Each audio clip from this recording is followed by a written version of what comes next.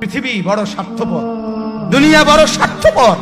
দুনিয়া কাউরে জায়গা দেয় না, দুনিয়া কাউরে জায়গা দেয় না। এত মজবুত পাইলিং করে যেই বিল্ডিং বানাইলাম, দুনিয়া তারে থাকতে দেয় না।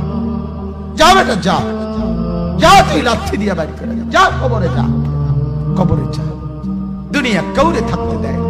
দুনিয়া কত ক্ষমতা ধরকে মাটির নিচে ফেলায় দিছে, দুনিয়া কত সম্পদ আলাকে মাটির নিচে ফেলে দিছে, দুনিয়া কত সুন্দরী নারীকে মাটির নিচে ফেলায় দিছে, মাটির সাথে রেজা রেজা করে ফেলছে। আজ আর চেহারা নাই, আজ আর রূপ নাই, আজ আর যৌবন নাই, আজ আর ক্ষমতা নাই। এমন বাদশা ছিল পৃথিবীতে যার হাতের আঙ্গুলের ইশারায় মানুষের গর্দান উড়াইয়া দিত, যার হাতের ইশারায় উঠত মানুষ, বসত মানুষ। আজ বাদশারা নাই, আজ সম্পদওয়ালারা নাই, আজ মালওয়ালারা নাই। দুনিয়া কাউরে থাকতে দেয় না, কাউরে না দোস্ত, কাউরে দেয় না। দুনিয়া দাদারে আমার থাকতে দেয় নাই।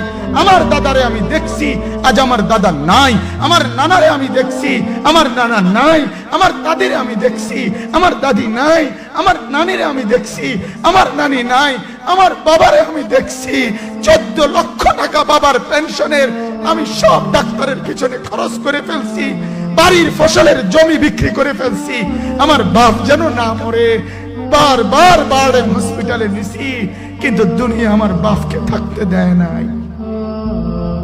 আমার বাপ কবরে চলে গেছে। দুনিয়া কাউরে থাকতে দেয় না, কাউরে না, কাউরে না, কাউরে না, কাউরে না। আমার বাপ দুনিয়া কাউরে থাকতে দেয় না। তুমি থাকবা না, তুমি থাকবা না। দুনিয়ার ধোকায় পড়ো না বাপ, দুনিয়ার ধোকায় পড়ো না। মাকে বুঝান, আজ মারা বেসামাল হয়ে গেছে, আজ বোনেরা বেসামাল হয়ে গেছে, বেপরদার উৎসব তুলে দিছে। এটা যেন আল্লাহর সাথে যুদ্ধ করছে। আল্লাহ করোনা না, তুমি আরো কিছু দাও, আমরা বেপরদিকে ছাড়বো না।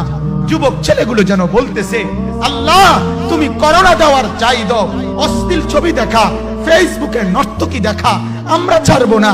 দেখি তুমি কি করতে পারো, তুমি যা করার করো। দোকানদার ব্যবসায়ীরা হারামের লেনদেন করা বন্ধ করছে না, সুদখোর সুদ ছাড়ছে না, ঘুষখোর ঘুষ ছাড়ছে না, নাফরমান আর জিনাকার ব্যভিচারী এরা কেউ কিছু ছাড়ছে না। বেহায়ার বেপর্দা নারী তার অশ্লীলতার বেহায়াপনা ছাড়ছে না। মুসলমান তার ঘরে টেলিভিশনের নর্তকীর আওয়াজ তো বন্ধ করছে না। হায় করোনা কিভাবে যাবে, আযাব কিভাবে যাবে বলেন, বলেন, বলেন আপনারা। আমার বাপ ফেরাউনের উপরে তো আযাব এতদিন ছিল না, নমরুদের উপরে আযাব এতদিন ছিল না, সাদ্দাদের উপরে আযাব এতদিন ছিল না, কারুনের উপরে আযাব এতদিন ছিল না, লূত আলাইহিস সালামের কওমের উপরে আযাব এতদিন ছিল না, হুদ আলাইহিস সালামের কওমের উপরে আযাব এতদিন ছিল না, নূহ আলাইহিস সালামের কওমের উপরে এতদিন আযাব ছিল না। আজ আমরা মালিককে এই পরিমাণ নারাজ করছি, মালিক এত বেশি নারাজ। আজ 1 বছর হয়ে গেছে, 1 বছরের চাইতে বেশি হয়ে গেছে, কই করোনার মহামারীর আযাব তো যাচ্ছে না, গেছে গা বলে। আমাদের লক্ষ লক্ষ বাচ্চার পড়ালেখা বন্ধ, এরা নষ্ট হওয়ার চূড়ান্ত পর্যায়ে পৌঁছে গেছে। মোবাইল এদেরকে শেষ করে দিছে। লক্ষ লক্ষ ছেলে। গতকালকে এক মা আমার আত্মীয় ফোন দিয়া বলতেছে, সকাল 10টায় বাচ্চাটা ঘর থেকে মোবাইল লইয়া বাইর হইছে, রাতের 10টায় মা তারে ফোন দিয়া বলছে, বাপ ঘরে আসতি না, ভাত খাইতি না। বাচ্চা তারে বলতেছে, তোমার অসুবিধা কি,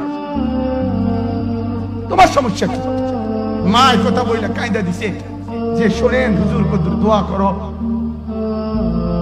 এক বাচ্চা, এক ছেলে, সে যদি তার মাকে কথা বলতে পারে, তার মানে গুনাহ তারে এত মজা দিয়া দিছে, ফেসবুক তারে এত মজা দিয়া দিছে, ইউটিউব তারে এত মজা দিয়া দিছে, নর্তকী তারে এত মজা দিয়া দিছে, গুনার দৃশ্য তারে এত মজা দিয়া দিছে, সে মাকে ধমক দিচ্ছে। রাত 10টা বাজলে কি হইছে, রাতের 3টা পর্যন্ত দেখলে তোমার সমস্যা কি? আমার আখিরাত আমি নষ্ট করলে তোমার অসুবিধা কি? আমার জাহান্নাম আমি ঠিক করে নিলে তোমার সমস্যা কি? আল্লাহ আমাদেরকে মাফ করে দেন, আল্লাহ আমার জাতিকে মাফ করে দেন।